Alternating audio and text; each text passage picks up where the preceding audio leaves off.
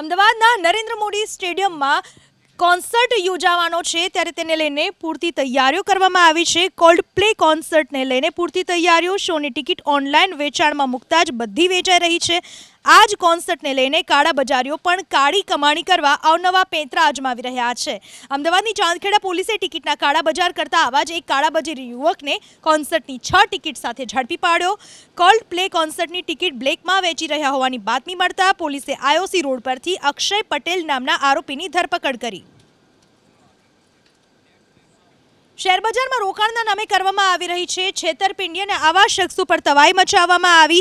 છેતરપિંડી કરનાર ગેંગના 3 આરોપીઓની અમદાવાદ સાયબર ક્રાઇમે ધરપકડ કરી, જેણે 59 લાખની છેતરપિંડી કરી હતી. પ્રકાશ પરમાર, પ્રિયંક ઠક્કર અને કેવલ ગઢવી નામના 3 આરોપી પાસેથી સાયબર ક્રાઇમે 200થી વધુ બેંક એકાઉન્ટ સહિત 112 જેટલી ચેકબુક, 48 પાસબુક સહિત કુલ 37 લાખથી વધુનો મુદ્દામાલ જપ્ત કર્યો છે.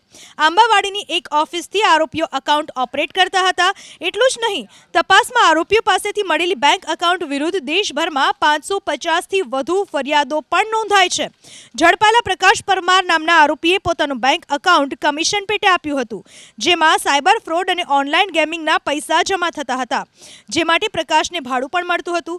પ્રિયંક ઠક્કર નામનો આરોપી પ્રકાશનું બેંક એકાઉન્ટ ખોલાવી તેમાં સાયબર ફ્રોડ અને ઓનલાઈન ગેમિંગના પૈસા નાખવા માટે ગોવિંદ અને અન્ય વ્યક્તિ સાથે વાતચીત કરી હતી.